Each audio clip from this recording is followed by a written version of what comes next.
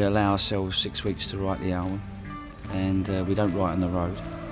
So it's all a bit of a nerve-wracking experience, really, because it's exciting, but it's worrying at the same time, because you never know what you're going to come up with. And obviously there's pressure, because you've got to come up with the goods and make sure you've got a great album. Well, here's my stars for the start of the album. It says, "Luck holds a microphone." No. It says it's time to trust your talents and see how far they will take you. It was the first album we'd done in the winter in England since Number of the Beast. So it was definitely a feel about the band of, oh, you know, this is going to be a special album. Martin Birch went off and retired, playing golf or whatever, and good luck to him. But I suppose really we was looking to replace him, to find someone to replace him. I think we found that person. And as long as Kevin feels the same when we're making future albums, I'm sure he'll be the guy that we work with. I think we've been very fortunate and blessed having two great producers, but also great people to work with. I mean, Martin was one of the greats. Kevin Shirley, in many ways, is Martin Birch for another century. You can't really approach Maiden the same as you can a lot of other bands. They have this sound that's kind of like so unique to them. Now, a lot of bands, they don't really have an individual sound, so they want someone to create that. We don't. We have a sound that is intrinsically Iron Maiden, and what we need is someone who can collect that sound and put it on a tape with all the excitement that's in the studio and how we play live. I really like to work best when I can capture the essence of a band. And in order to do that, you need to put them into a live situation pretty much. So I always, in looking for the studio, you have to find a place where you can isolate them and still get them performing so that they're a group. To be honest, it's the only way I really know how to make a record. Bruce in his box. The guys were definitely a little bit, we've never done that before. We always put the drums down first and then the bass. And I said to Steve, well, you'll be standing here next to Nico and we'll put your amp and it's going to go in that thing. And he was like, I don't know, I think I'm going to have to overdub it. At first, people were a little bit apprehensive about it. And then as soon as we started doing it, we were like, wow, this is great. Why didn't we do this 20 years ago? They all start off like this, you see. They all start off like this, you see. Really impressive. Then they turn into this, and let's cross things out. Yeah. Black market. Sign that for you. A lot of bands go in and first of all, they put a click track down, which for me kills the music. What's that? Exactly. Yeah. So we went in and we did it live, and we kind of, when you do that, the music breathes. There's gaps, there's feelings in there, and I think a lot of bands don't do that anymore. And that's one of the reasons why it has a freshness and it has a live feel to it. Yeah. In the dark, Mr. Yannick Gers, we've locked him into a very tight space, so there'll be no swinging around. No swinging, no moving, no dancing. No dancing. Just fiddling about. In the dark with the cowboy. With Dave. Oh, you're naughty, but I love you. There's always kind of a very special energy on live stuff that you don't get from overdubs. There's a kind of a precision that you get from overdubs that you don't necessarily always get in the live thing.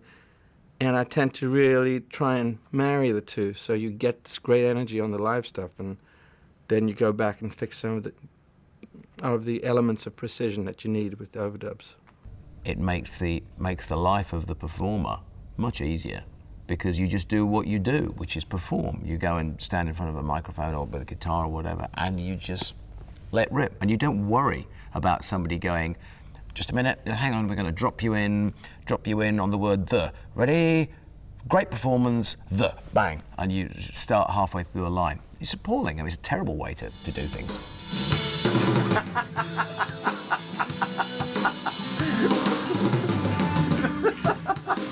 You have a good laugh when you're making the album, which is really important. And but he's firm, about certain things, when it needs to be. We have this idea where the band is going to come out on stage looking like the Village People. We want to know which one you're going to be. I don't know what to say to that one. It won't be the one with the moustache, I tell you that. I've got to be the Rosa, mate. You're nicked. I have to be the Indian, won't I? The Indian. Which one? I want to be Indian, so I'm going to have to be the cowboy instead. Bob the Builder. Hey, you can't come here. And Adrian's stunning rack of guitars over here. All Squire Stratocaster.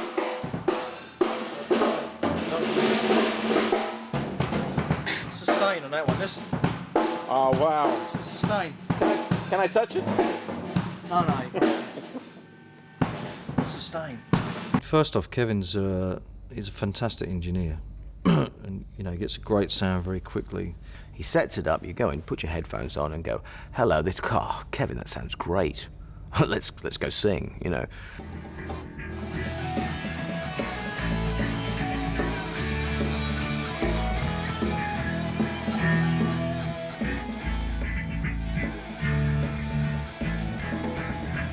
A little loud for you? A little nap? Does that? We are usually recording within hours of walking into a studio. You know, not, you know, oh, it took us 10 days to get a snare drum sound. I'm not that clever. I put microphones on drums and then I record them. It takes literally like 10 minutes to get a drum sound on the car. They make these incredibly beautiful, expensive microphones that capture sound. And I put them on the drums. And if he tunes his drums well, they sound nice. And if he doesn't, they don't. That's the secret to the Nico McBrain drum sound.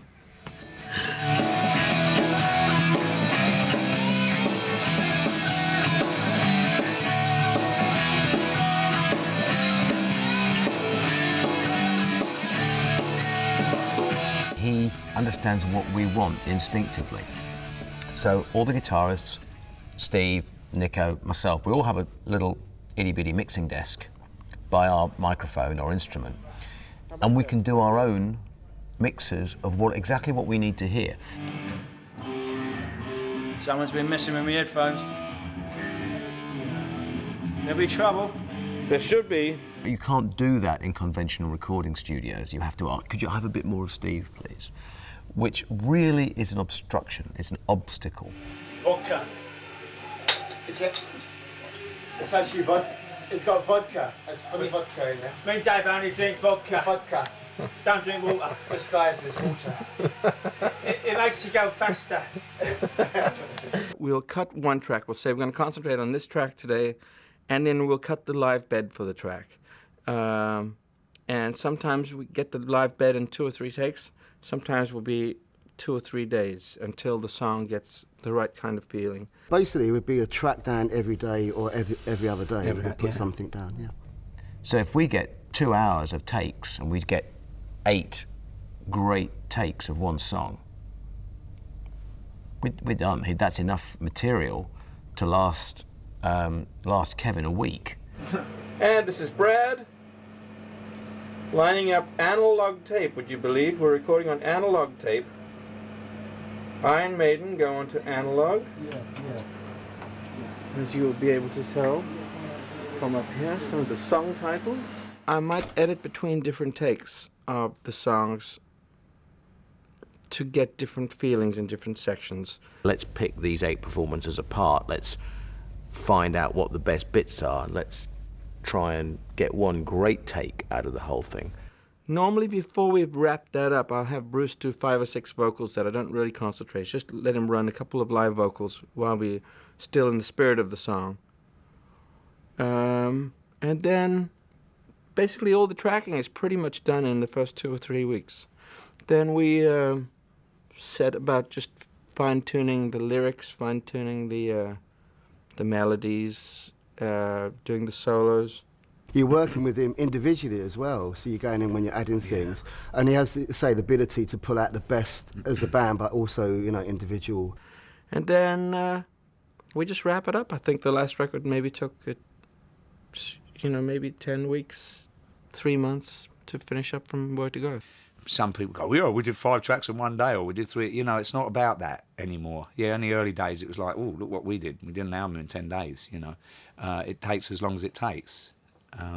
But this album was just it had a magic about it in the studio. These are nice and crisp. Is that a sex symbol? If you could get yours through that hole, yes. We had 7 tunes worked up, rehearsed and written in the rehearsal period before Christmas. So we went in armed with 7 tunes, and the other 4 were worked on in the room.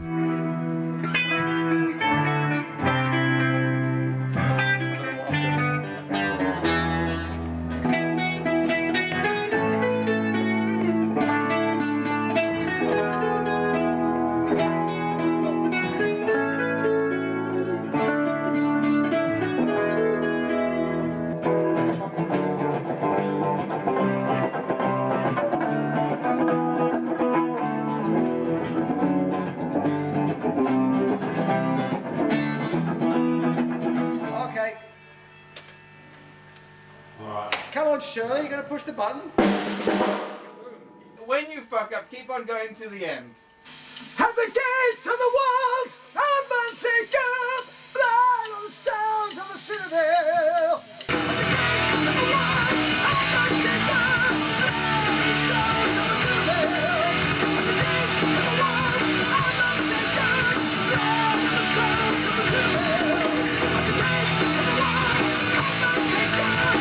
Why don't you come in and have a quick listen, and then we'll do a couple more. Come and have a quick listen, and then we'll go back out there, and you can see what you're doing and see where everything's going. Kevin's good at making sort of good suggestions about the song, and he has good insight into what I think makes us tick, and he knows when to say, okay, let's take this track, and I think we got it, Whereas, we'd still probably be there, arguing about it. That last note needs to be held down. I tell you what, mate, from the second verse onwards, that was fucking great. The last chorus coming into the last chorus wasn't so good. No. I wasn't comfortable. Then when you hit the Monster bit, it got good, but the last chorus, but the beginning wasn't so good. But once we hit that second chorus, it was rocking. It's those changes. Them bits were good, I thought, but it's the transition of it, going out of that into the next, the last chorus. The next chorus was really. There's a transition before. I thought it was really exciting. Think you should break up that singing? No, because I know what's going to go on top of it. I think that's one of the things that I bring to the project, and help facilitate this relationship that they all have with each other. But it's very, very much fun to be part of it. I mean, you're privileged to be in the studio when that's going on. Just go and do it again. Yeah. What I would say is, when we were in the garage, you weren't seeing that. I think there was the transition on the one we did before, from that melody, and then when we came out, that was cleaner than that one. Nico brought one idea in, and the guys gathered around, and he played his song on bass guitar, Nico the drummer, and they learned the song and practiced it, and maybe for a day or two, and then we cut it. And that was New Frontiers, I think. So, Nick, what are you guys doing today? Learning a new tune, getting ready to practice it for the first time. See? And then hopefully we'll get it recorded later on today. So good. Once we've worked all the kinks out and all that bits and bobs, and put a bit of fairy dust all over it, we might... sprinkled on the top. Sprinkled on, Oh, look, the lovely Edward. Oh, you see, don't you? Yes. Yes, you'll see. And my lovely skinny legs, dear boy, yes. I wrote the verse riff on the bass guitar. That's like Steve does. It was very, very, took a leaf out of Mr. Harris's book, see? And wrote some lyrics, which I presented to the band. Adrian helped me with the bridge and chorus, and we kind of collaborated on that part of the tune. He plays bass really well. Plays a lot like Steve. But it's probably because he's been listening to him for so many years. And he had this riff. I said, that's great, let's work on that. And I added some bits to it.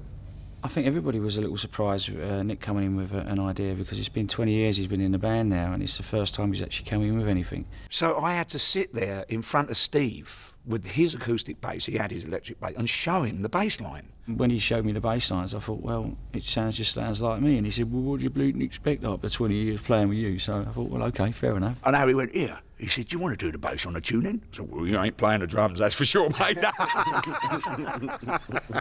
It's just amazing, really, that there's no drum solo in it, I suppose. But, it's just, he was really quite straight. And other songs we were trying to actually get him to play straight. On his own one, he was playing straight naturally anyway. So read into that what you will, really. But, yeah, good song, though.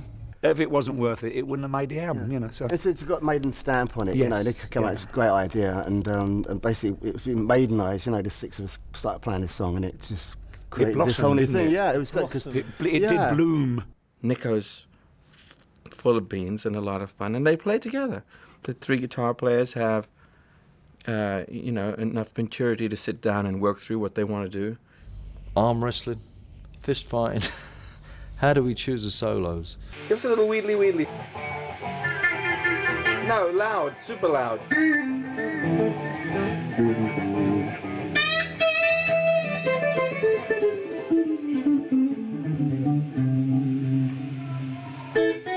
If Davey writes a song and it's a shorter song, he'll play the solo.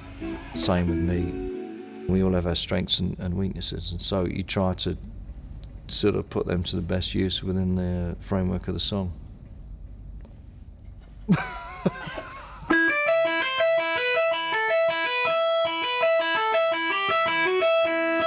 I had the opening riff. I was just kind of doodling about as you do. I just found it very captivating, very haunting, and thought I've got to do something with this. And it just suggested to me some kind of conflict or some sort of battle, typical Maiden material, really. As soon as he started playing the little guitar figure at the beginning, you're there. People know me for the more, to the point, straight stuff. So I thought, well, I'll have a go at writing something a bit longer, see if I can do that. The lonely intro that Adrian came up with kind of inspired the lyrics really for First World War, Passchendaele, which is, was a place where there was in the front line trenches and stuff. Played it to Steve, and he, freaked out, said we got to do something with this, and he started scribbling these pages of words, and we had the song. At the end of the day, we pretty much had the song together.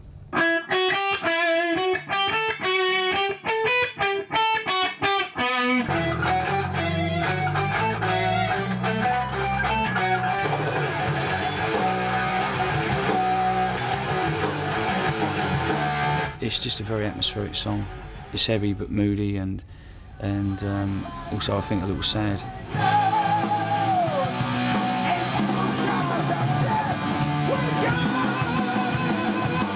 I was, just transported, and I could see star shells and like newsreel footage and mud, and I was like, wow, this is great stuff.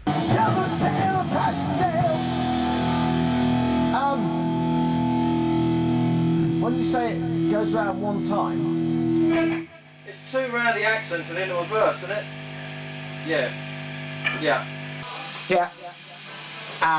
Gotcha. Good, splendid. Shall we have a crack? 'Cause otherwise we'll never know, will we? Passchendaele is going to be sort of a monumental track, and musically there's so much stuff going on in there, so you have to really knuckle down. The gaps should really come out of nowhere. Well, at the end of when you do John. Yeah. Actually, do you fancy having a listen to it? Quick listen to it. Right. Let's have a Right. I'll come back. You can't. It was really satisfying for me to, to have contributed to that song. We recorded it and we had it orchestrated with some fantastic orchestration on it. Adrian really, I think, surpassed himself. I think it's just such a great song. I think it's really, not that he hasn't done well in the past, he's done some great songs in the past, but I really think this is going to be something that will be an epic on stage, without a doubt.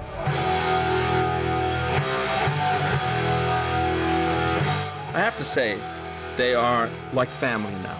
He knows what we want and how to go about getting it, so not really any problems. I mean, sometimes he'll come in with a few odd ideas that may be a little bit different to what kind of way we wanted to go with or whatever, but he's not afraid to come forward and say it, but we're not afraid to say no or yes or no to it. When we finished Dance of Death, I took the album to George Marino to master it, and he was such a great mastering engineer. He's done everything, from AC/DC to everyone. And he said, "Oh, the bottom end is all wrong. Bottom end's all wrong." And I sat there and I was like, "Ooh, but." So I said, "Well, do what you do to it." And so he sort of tried to make the bottom end fatter and this and that, and top end nicer. And I was kind of like second guessing myself at that point, because he kind of really, he knocked me down. So I sent a CD to Steve, and of course he's been Iron Maiden for 30 years now, and he just said, no, that doesn't sound anything like the mixes that I heard in the studio. So I was like, well, thank God for that. Yeah, the final say is with the band, and Kevin agrees that's the way it should be anyway. It's our album. He's the boss, actually. Steve Harris is the boss. I'm here to help facilitate these guys and make the records that they make and take them to the next stage. There's Papa. Does it sound all right anyhow? You can't. Sounds again, great. You can't tell when it came. No, it's getting really good. You want to hear a little? I mean, the album is mastered from a CD that I made for Steve. It's not ideal, but that's what the master was at the end of the day. I had this old really old Apogee digital converter that I used to just smash the crap out of it to put it on a CD for him to play in his car, and then I printed all the other, half-inch and 96K versions. And he just loved the crunching of whatever that horrible converter was. And so at the end of the day, I think he went to Tim Young and he said, just transfer it off the CD. That's how I like it sounding. That's how I want it to sound. Each album is like a diary of part of your life, and so you're very proud of everything we've done. It's been, you walk away from the studio thinking, feel very satisfied, very rewarded, from doing this album. I thought it was a fantastic record. I think, the progression, it is getting a bit more progressive, but it's still got the weight, and there's just some fantastic musicianship. Brave New World was quite an upbeat album, I think, and Dance of Death kind of returned to some of those darker images from the sort of Number of the Beast, Peace of Mind kind of stuff. We were really excited about playing Dance of Death live, Passion Dow, the title track. We were really excited about the album. We're always really confident with material, and we think it's really important to do that new material. It's a challenge for us, it's maybe a challenge for the audience. To me, rock and roll should be unpredictable, and it should be exciting, and if you're doing new songs and you're bringing new things to the pop melting pot, it just gives you that a measure of excitement you can't get by doing the old songs. You're trying to create a mood or some imagery or something kind of in your mind when you're writing words and stuff like that, and that in turn creates imagery for like the album artwork and for videos and stage sets and everything. I try to get the set list off them, or a good idea of it, a good 9 months before we tour, so I can sit down with the production guys who build the set and work out, what backdrops we might want to use, have we got them, do we need new ones, how's all that going to work, how do we make it the best it can be. We were working on 2 tours at once. We were doing the Give Me Head tour and we're designing this one in tandem, which was very good. It's quite nice to do 2 at once. It really challenges you.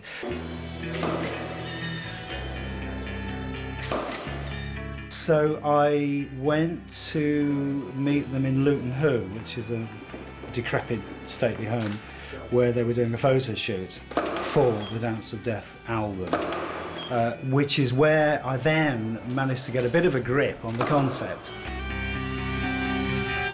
The idea of the strange figures, the Venetian kind of feel. I had a bit of a chat with the band, as always, and so I came back with this, which was my take on what they were trying to do, at which point everybody was quite excited, so that was for me very good. Those beautiful pictures that are on the inner sleeves, that was the general first idea. Then we saw the model, then I saw the model and I thought, wow, that's incredible. There's Reapers everywhere, Eddie the Reaper and this and that. The show that we put on was very theatrical, and that was a very conscious thing because the material sort of felt like that, needed that. It was also dangerous because it's a bit of a heavy metal cliche to do castles and all that kind of stuff. It's more like a Dungeons and Dragons type of feel to it, kind of castle kind of thing going on there. And so it really kind of creates a real kind of mood for some of these songs, like Dance of Death itself. The band were taking a little inspiration from the model. I'd taken a bit of inspiration from the photo shoot, and somewhere in the middle we collided, and obviously got it right. The parameters of the backline and the stage set are static. They stay the same. They've been the same for years. Look, come on, keep up. Monitor. Speakers. That's Yannick's. Right, and then you've got Steve's monitors. He has 2 because he's the boss. Okay. So he can stand on this side. Or he can stand on this side. see?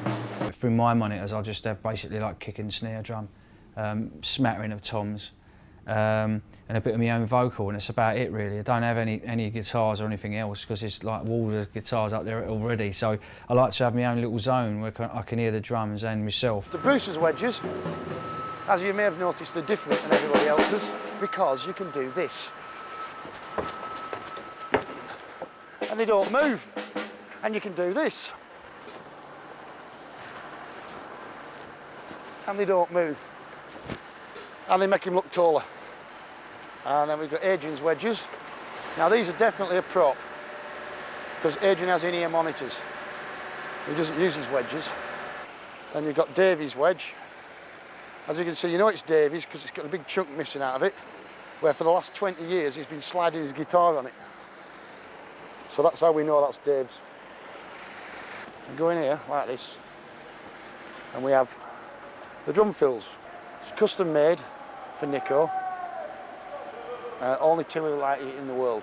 People have probably noticed over the last couple of tours I probably don't go on the riser, drum riser so much anymore, and that's because Nico always tends to, when I go up there, he'll whack the cymbal nearest to my ear, and it absolutely just blows your hearing out really, for the rest of the show. So, and it actually hurts, believe it or not. We always know Nico's going to be centre stage. I think he'd be very upset if he wasn't, actually.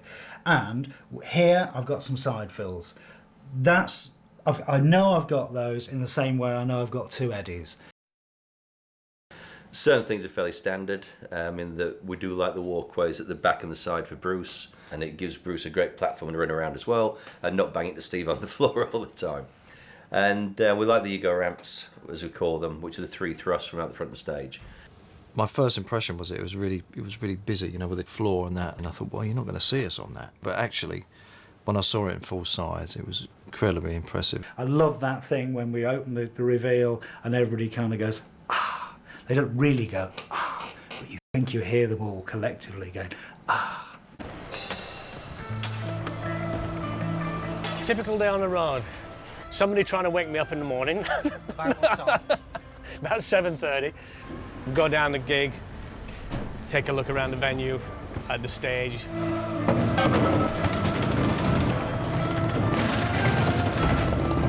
Loading, we normally started at 8 o'clock. You always G up the local crews, saying, this is a record, can you beat it? Just over by those toolboxes there, mate. 2 or 3 weeks in, we were ready by 2 o'clock in the afternoon.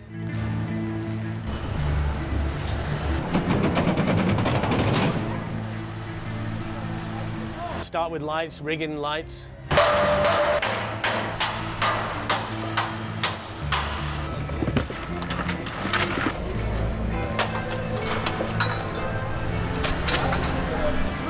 University to learn how to do that. And I still haven't got it fucking. I've still got the manual. 22 grand in debt at the end of it. Lift a bit, right a bit. Be over with lights by around 11:30, midday. At the same time, sound would be coming in as well.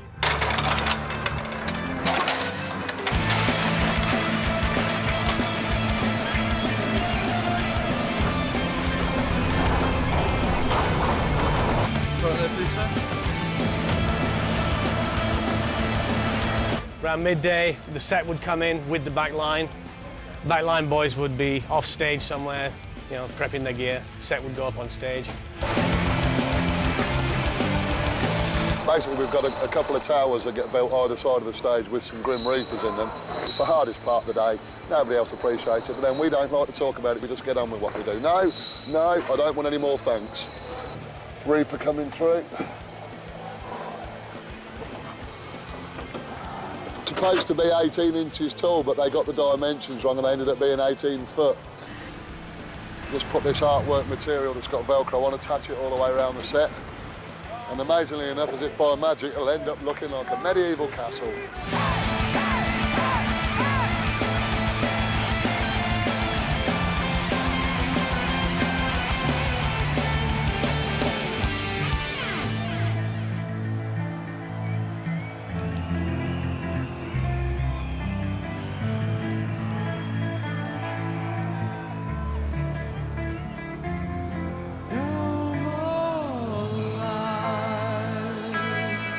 We would be all ready for line check around 2 o'clock.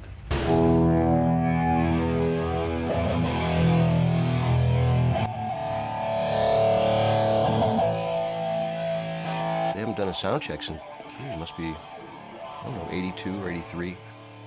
It's a real blessing. Yeah, we don't want those guys around. Slow it down. They've got such a good ground staff as far as like the backline personnel, and each guy will emulate their artist as close as they can, playing the guitar, playing the bass, the drum technician. Chunk, chunk, chunk, chink, chink, chunk, chunk, la, la, la. Bang, bang, boom, boom. Next. Between myself, the monitor engineer Gonzo, and the backline technicians, we know exactly what every artist needs to have and to make it work for everybody. I look after Yannick Gers, guitars. This is his main one. This is a Fender Strat, and he told me that Ian Gillan gave him that. Now I hope I'm right in recalling that information. Yeah, the Fenders, Marshalls, they just work so well within the context of the band and the songs because, say, there are a lot of heavy parts in these songs, and also there's a lot of clean parts. So with a switch of a button, the Fenders can really take on that sound. You can have a nice, real clean sound, heavy sound, and so Fenders and Marshalls, they go hand in hand. Now then, for the sex part of the day, the male end entering the female end. Fantastic. In the 80s, we had all these kind of exotic amps, and we used to call them fridges, with all these kind of effects and lights and compressors and delays and chorus and everything like that. But, you come full circle when you go back to what you used at first, 100 watt amp, bit of delay, wah, and that's it. Can't beat it. 4 electric guitars are used for the show. 2 main guitars, both Fender Tobacco Stratocasters. Floyd Rose tremolo systems on them, which was nice. And that's my story. Goodbye. Especially as demanding as these songs are, and with 3 guitar lineup, it's easy for it to become a train wreck. On a 50-foot wide stage, say between Yannick and Davey, if they're hearing each other real well, they can lock in. But if there's some passages where it's very quiet, there's no drums going on, maybe just a hi-hat, it's real easy for them not to lock to each other. So it takes a lot of discipline on stage. And still look like you're having a good time and rocking out, They pull it off real well. Hello, I'm Michael Kenny. I take care of this bass guitar here. First started sometime in 1980. So my cadaver will probably be doing this long after I'm gone. People wonder where the blue bass went to, and this is it. It's the one he plays 99.9% of the time. We foam the straps. In fact, I use load strap in there so the straps won't break. And then that all gets covered by a sleeve. I needed something to cover the tape because the tape always caught his hair. Very first one I did was actually a pair of knee socks that I cut the feet out of. But then leg warmers came in, so we used leg warmers, and then they went out, and we couldn't get them anymore, so actually my mother knits these. My kits normally stay the same. The only thing that may change is the cymbal configuration. I might change a particular cymbal here and there, just because. The only thing that was different was the artwork on the drums. It was the 12-point star, a Premier Series drum kit, maple shell, same as, that's what I've used forever with them. No, all these microphones go to a splitter box and they're separated into 2 different parts, one to front of house and one to monitors. Basically, front of house does the audience and monitors does the band on stage, the sound on stage. Test 1, 2, 2. Well, typically, Gonzo, I'll get through a line check, 20 minutes, top to bottom. Yeah. Check test 1, 2, 2. The first thing they hear is like when they're on stage. And they've learned to rely on us to do that. It makes it much more streamlined, and in the end of the day, it's a very positive way to go about it.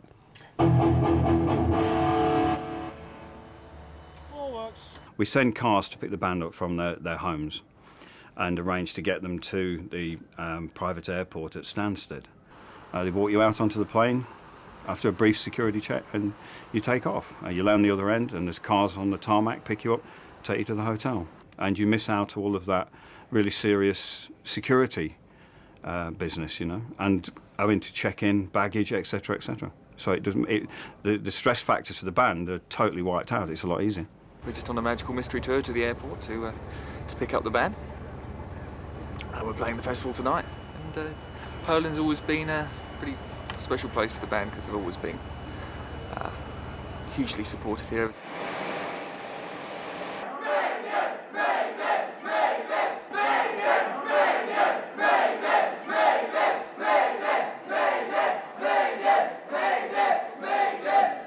If they had the Starship Enterprise and they could beam me up, beam me down, I would get beamed straight from my living room to the side of the stage and get beamed off again at the end of it. Lovely. Got your finger over the lens, that's not going to come out, mate. One more time. There you go. Thank you very much. You're welcome. Hanging around for hours before a gig, your stomach's kind of knotted up, you can't really eat. You can't have a drink. Well, I don't drink before the show. You don't know what to do yourself, to be honest. Various band members have various press things to do. Some done in the hotel, but invariably they're done at the venue before the show. There's one in particular who's not great at timekeeping. He'll remain nameless. He knows who he is. I like to be really chilled out before a show, which may seem odd because I go running on stage and hurtling around. But the best state of mind for me before a show is to completely forget that there is a show. I don't really want to sort of go through any sort of thing where I'm thinking too much about the show, because then you start thinking of all kinds of weird and wonderful things, and I probably would get really, really nervous. I do get a little bit nervous sometimes, certain shows. I've found, for past experience, if you lay around all day in a hotel, just channel surfing, you're actually more sluggish in the evening. Wherever we are, go for a walk and have a little walk around the town, wherever it is, and just suck in a bit of where I am. Wherever we go, he's all right, got my bags off I go. Where you going? Oh, go and have a strut. He goes out looking for the Irish bars. And then go back to the dressing room, have a cup of tea with the crew, have a little chat, grab a banana, sustenance, and then just get changed, probably about 10 minutes before the gig. I do a few exercises, just, similar sort of exercise that you might do before a football game, just to sort of loosen up, really. And then you switch on, really, Right, let's go. And I think walking from the dressing room to the stage, you're kind of psychologically preparing yourself for, for that, for the show.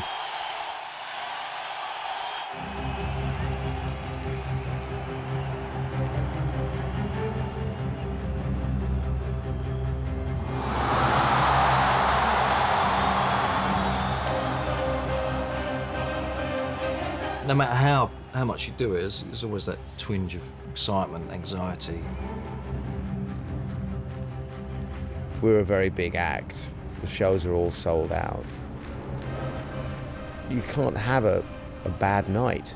The energy level rises and everyone gets a bit more, excited, a bit more animated. So you kind of all sharing that kind of vibe thing together.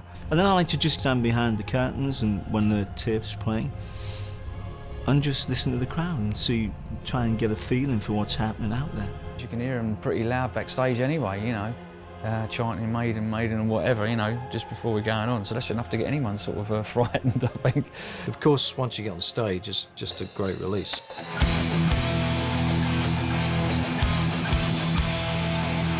When you go out there, it's kind of like an atom bomb going off, that first song sometimes.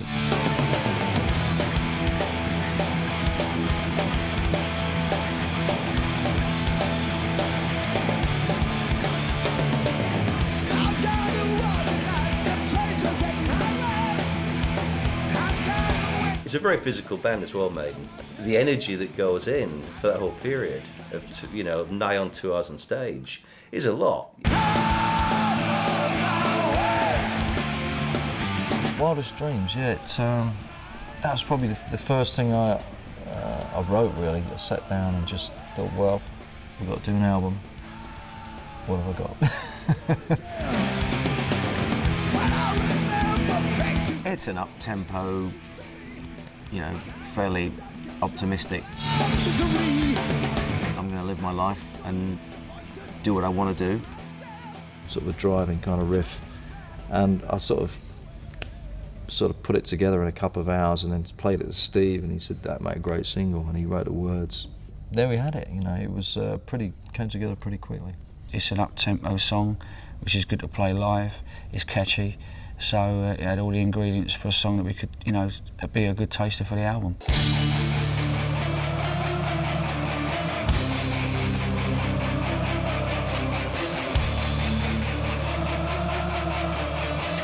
Fans generally reacted to it incredibly well. You know, it was kind of a return to a theatrical kind of concept. In fact, the show was very, very dark. And when you see the concert footage, you'll find that it was really difficult to film. It was actually very dramatic and very dark, very difficult, I suppose, to film right as well, but very moody, and it's very difficult to capture that on film, but that's what we wanted, and I think it worked really well. You know, I mean, Dance of Death itself and Passchendaele, stuff like that, I mean, just really, you know, I mean, give me goosebumps even watching it back.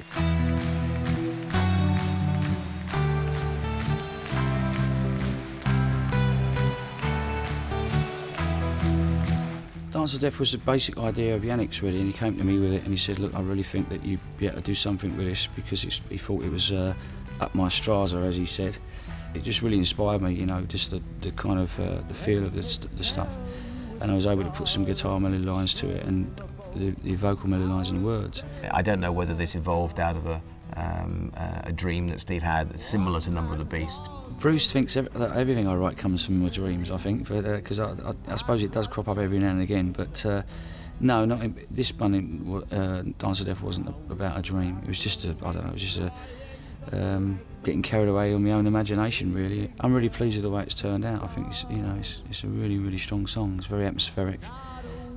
It's almost a bit kind of eerie, I think. People looked at Dance of Death, the actual song on the album, and sort of went, we're not sure about a bit sort of Jethro Tully, bit finger in the ear sort of stuff, and yet you do it live and it's just, you know, we're not asking the audience to clap, but they do it spontaneously.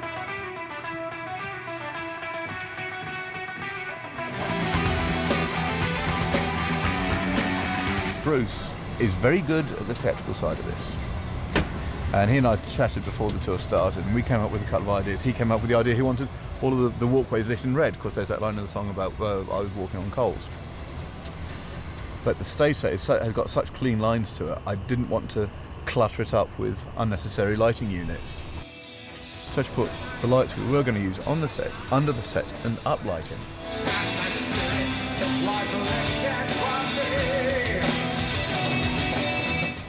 Means you don't get the clutter, the lamps are not seen, and it provides a slightly different effect which you don't see very often in Maiden shows. When you see the performance that Bruce gives and the whole theatrical thing, you know, it really turns it into something special. It just draws out the whole idea of the story. Let me tell you a story to chill the bones out of thing that We've done 2 tours back to back, and it was important to come out with something a little bit different. Bruce enjoys it, he loves hammering it up. Hammer horror.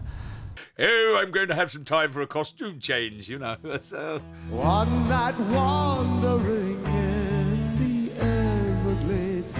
I was walking around a museum store that was going out of business, and lying in a box were 2 Venetian type masks. I thought, wow, Dance of Death, that'd be great.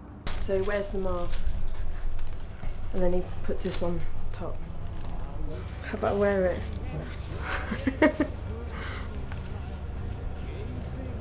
And he goes. Not aware of a presence so near to me, watching my every move. And then when it came time to go and get a new pair of trousers, I think the brief I gave her was, look, sort of like Shakespearean sort of punk type vibe. We were discussing the masks, and I said, could we try a cape? These are 2 costumes from the Dance of Death. So Bruce sort of comes off stage, there's quite a quick change into that.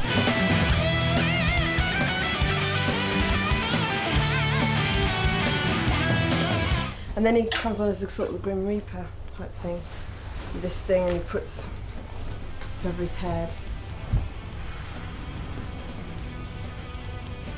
Again, that's towards the end of the song, so he's got 2 and he likes that, I think, a lot. The Reaper's shuffling around at the top of the ramp and suddenly pauses whilst he gets his foot untangled from the bottom of his cape. I tried to make the pauses look dramatic. The Reaper has stopped. Well, actually, he's trying to get his foot from the bottom of his cape.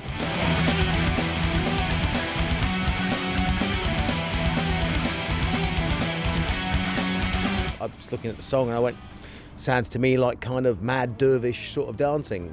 Till I dance with the dead. There's a lot of thought goes in, and Martin Brennan, who's an absolutely phenomenal light designer and LD, has a passion like we do. With our music, he has that passion with illumination. You cannot beat your primary colours and your secondary colours. You've got three primaries, you've got red, blue and green. You can combine those intelligently, you can't go wrong. Similarly, open white, I mean just raw white light is a godsend.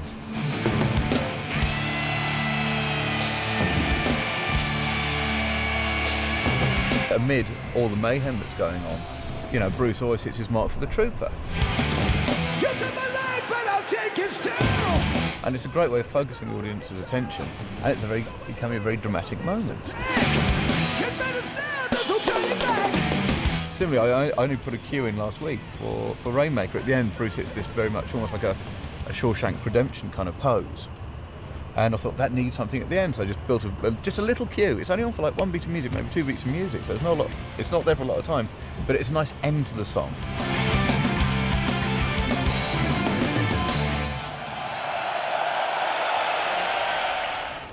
Yep. Next one off stage. When we put the whole thing in, which is most days, 48 bars of 6 lamps, 12 bars of 4 ACLs, 20 single cans, which are used basically for scenic pieces, 6 Mulfay 8 lights, 6 Mulfay 4 lights, I've got 18 Mac 2000 profile moving lights, and 20 studio colour moving floods. Very nice.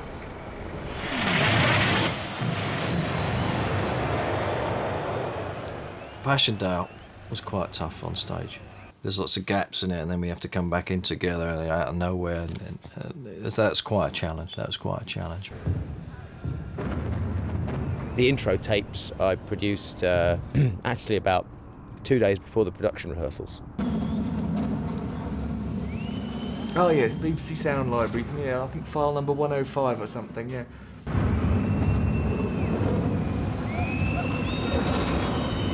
He kind of said, "Oh, I need some cannons, and I need some, machine gun fire and whatever." So off you go on the net and find this stuff. We spent a while assembling this sounds of shells and things like that, so that Martin could do his sort of like lighting. It really worked great live. I mean, it's so atmospheric, and then talking about the visual side of it, there's so much visually you can do, with the image of the war. So I designed a drape which was just a black and white, stark, ugly picture of soldiers in the trenches dying and dead. And we used barbed wire, we had dummies, it was good fun.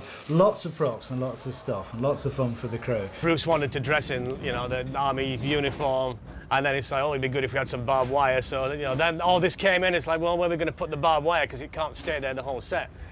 So it was, well, you'll have to put it up in the while the sound effects are going on at the start of the song in a blackout. They bring up these kind of dummies of dead soldiers and stuff, and they were coming up onto in full view of the crowd, in their t-shirts and jeans, cigarettes, dumping these bodies here and there. And we look back on the video and said, "Hang on a minute, boys." So we had to dress them up like soldiers. Oh yeah, and I have to dress up like a complete knob with a tin hat and World War I uniform and go up on the silly set thing with barbed wire and dead bodies.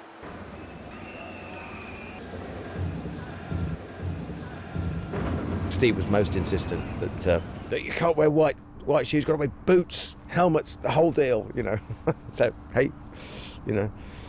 My helmet, unfortunately, is Hungarian, but never mind.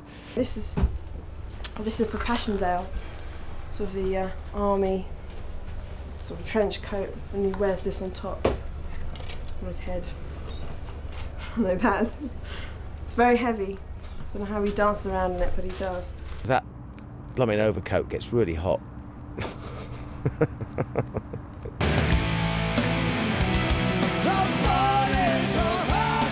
The one thing that I hadn't been aware of, that I only realised halfway through one of the shows, was it's the first time ever that we've had a drape without an eddy on it. I've always put a lot of effort into live shows. I've always put a lot of money into live shows. And I think people remember that. You give them a good show, you know, live, and it's kind of the band's forte.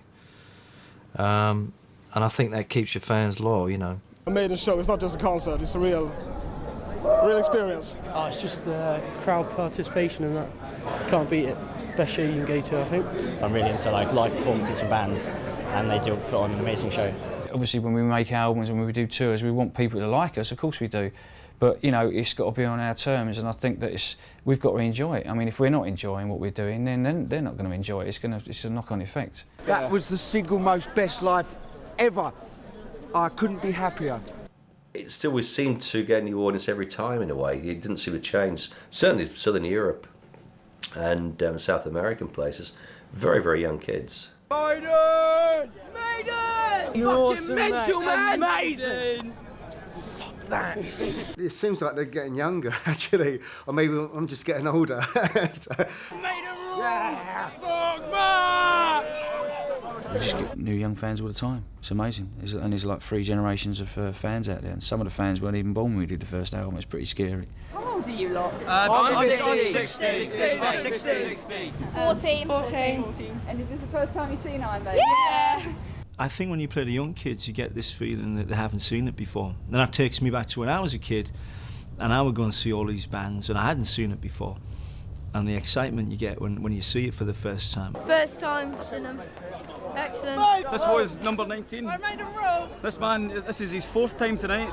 I'm seeing kids like 7 or 8 years old coming to the shows with their dad. Go on, girl. And that's my girl. We love him. Yeah, it's my lad. He's the big fan. But you know, I come along. It's great. When I was younger, like 40 now, Fucking I was going to gigs by myself and with my mate. Now I'm taking my kids who are 13-year-old at Newcastle. Then I've got my wife down here, so it's like a family thing now. Everybody's Maiden fans. A lot of people have been seeing the band for the first time, and a lot of journalists have seen the band for the first time, and one of the consistent comments is how shocked they are at how cool the audience is, which is great.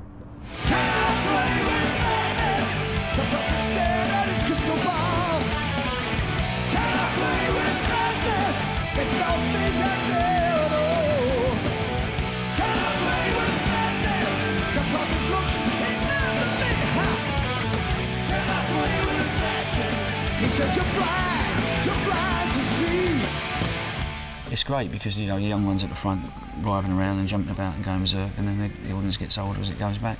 The audience just gets younger and younger and younger. You'd expect that at festival shows, but you don't expect it at a headline performance, and that's kind of what's the most amazing thing about it, is just the fans are constantly young, and they're just so into the band. A real honour to see a band that's been going for so long.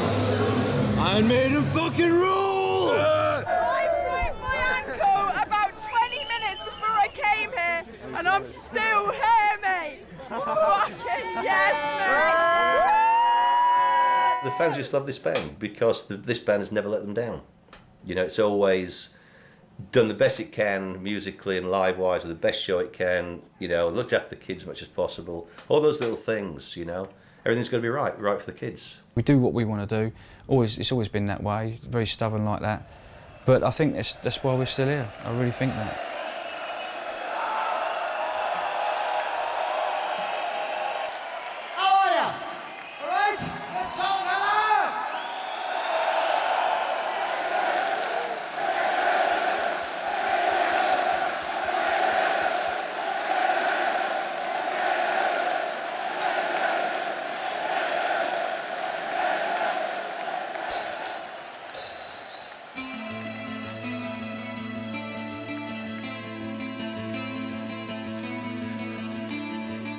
We've always had very melodic passages even in the heavy songs, but we've never done an out-and-out acoustic song since, I think there was one on the second album, Prodigal Son, which is one of my favourite songs that we did, but we never did that live. Doing Journeyman, I mean, it was very different for us, very different for the audience as well. I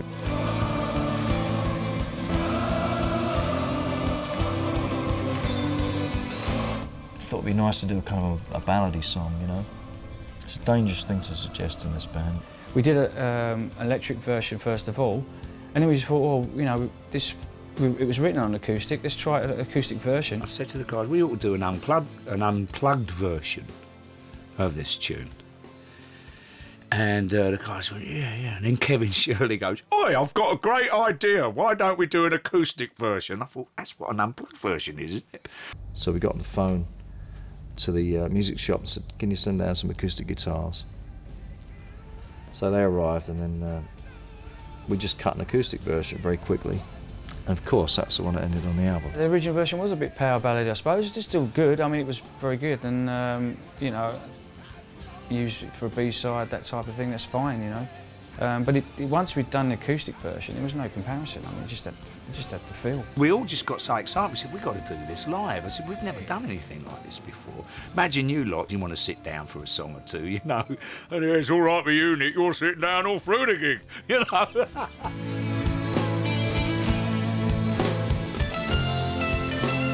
Looking back to the old, stuff like the old Zeppelin stuff when they sat down and played, there's a real vibe about it, and I think it was a surprise for the fans as well. We come out, it's the first encore, we're sitting down and it's kind of, wow, this is different. Again, it's an attitude of doing what we think feels right, and some people may have been bewildered, I don't know, but if they were, well, it's tough. Harry wasn't having any of it. He said, I'm sitting down.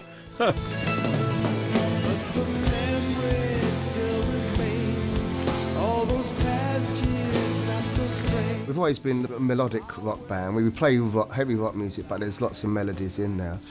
And with Journeyman, you can just draw that out a little bit more. I don't think this band's ever done like the unplugged acoustic thing before that event. And it was kind of a twist, especially doing it in that portion of the set when typically it's all rah, to bring it all right down. It worked great because it brought the audience right down. It was right in Bruce's hand.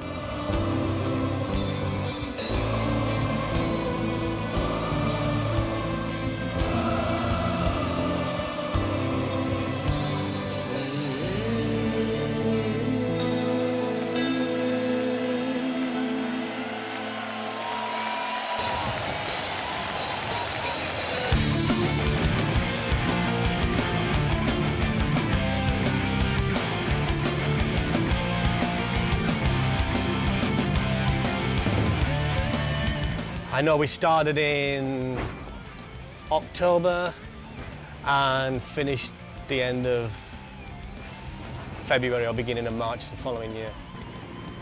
In Europe, around 30 crew, and then bus drivers, truck drivers.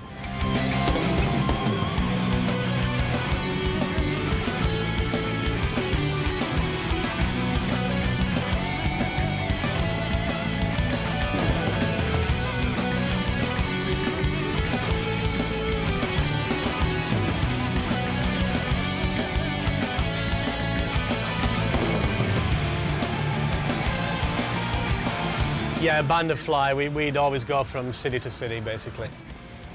We had two buses. We had two very full buses on Dance to Death because we had lots of long drives, so we took sometimes had triple drivers on the buses to be able to get us to the next venue.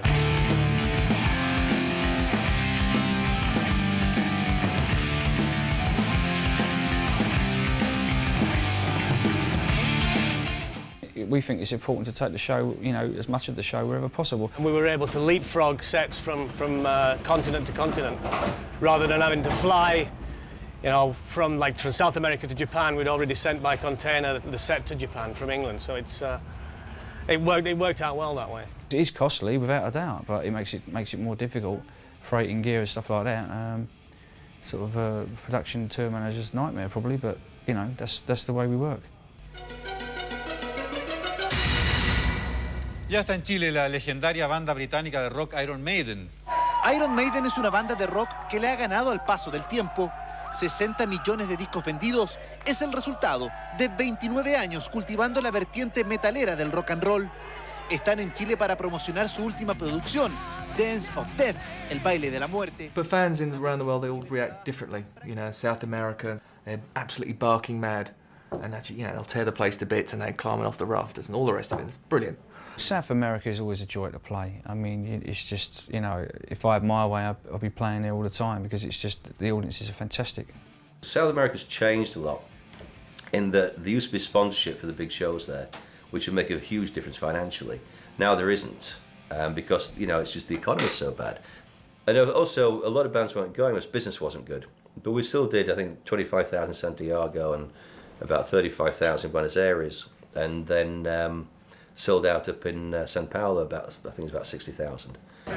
Ya desde muy temprano, los seguidores de Bruce Dickinson y sus músicos comenzaron a llegar hasta el... Biggest gig would have been in South America, São Paulo, I think. I remember it was a long walk from the dressing room to the stage. Yeah, I remember the catering was terrible.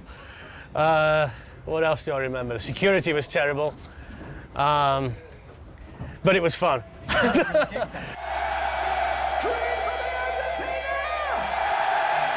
Death at bargain prices.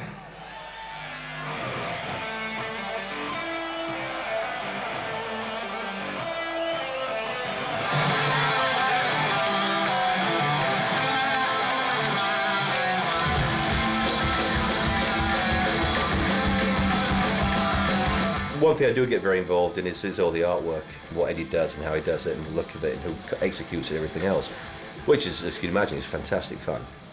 And it's actually quite hard to think of new things he can do, because Eddie's done quite a lot in his lifetime now.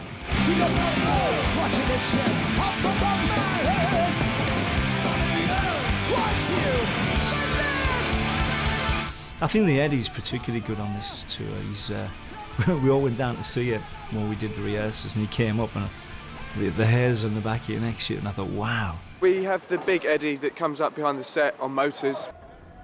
His main body and head stay fixed together, but his arms have to be put on, and the scythe has to be put on as well. Everyone loves Eddie, so it's got to look good, and we can't fuck it up.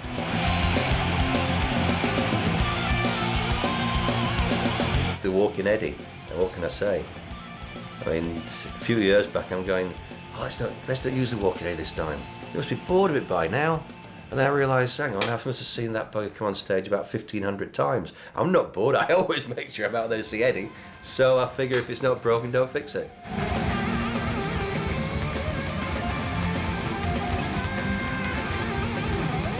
When people see Eddie, they go, wow, Iron Maiden, you know. And when they see the name Iron Maiden, they think, ah, Eddie. Who would you like to see? Here's Eddie.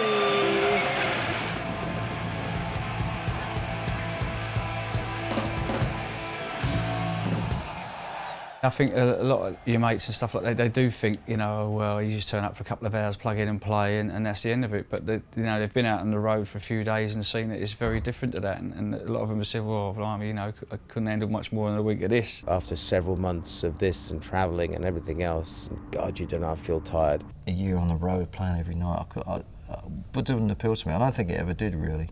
When they were in early days, they had to like pummel away, and it was like tour, gig, and then you straight into the studio, record, and then you bugger off again for another 12 months. Yeah, you get to a stage where you don't want to be doing 9 months on the road. Everyone's got kids. You know, I've done for a while, obviously. I think we've got about 20 kids between us, between the band and myself.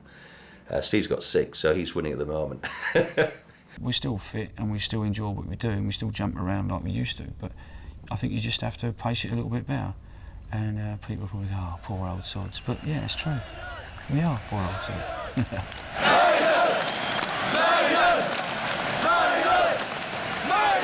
The enjoyment you get and the fulfilment you get from doing it's just absolutely unbelievable. But you get it through graft. I mean, you don't get anything from this life, really, unless you win the lottery for nothing, you know what I mean? And even that costs you a quid. Best thing about being in Iron Maiden, playing gigs, without a doubt. I mean, that's all I've ever personally wanted to do is play on stage.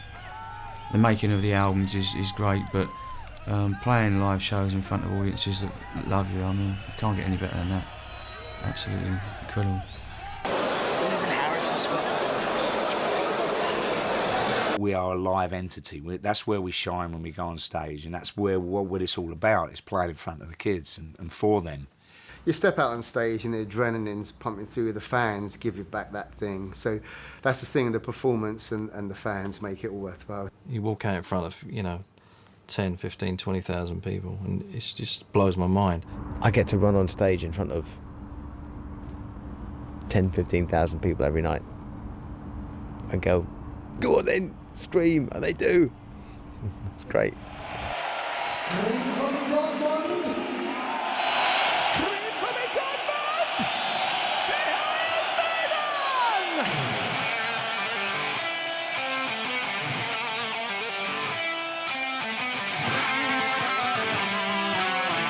Yeah, I think the band now are the best it's ever been. I think the 3 guitars works fantastic. It gives it just beefs up the sound. In some ways, I wish we'd done it years ago. The musicianship within the band, I think, is second to none. I think Nico's an incredible drummer. Steve Harris has his own personal style. Nobody plays like that. We've got one of the best vocalists in the world in Bruce. You've got 3 guitar players who could be the main guitar player in any band. I don't think there's a band in the world that wouldn't benefit from having one of those guys in it as a sole guitar player. So the standard of musicianship is very high, and the writing and the productivity within the band and the creativity is very high.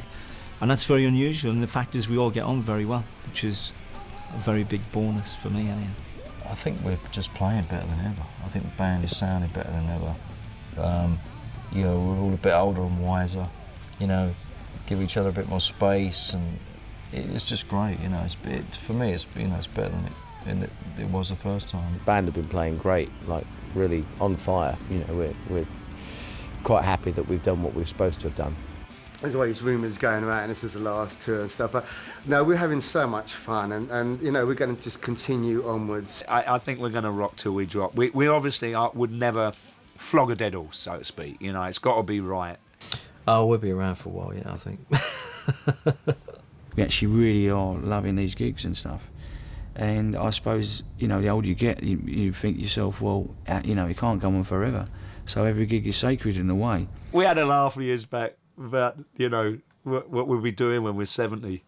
And we'd be down a Ruskin Arms going, run to the hills, da-ticky-dee, da-ticky-dee.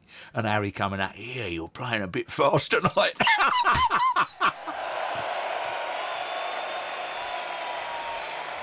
No, the next step's already done. I mean, we're on sale. It's unbelievable.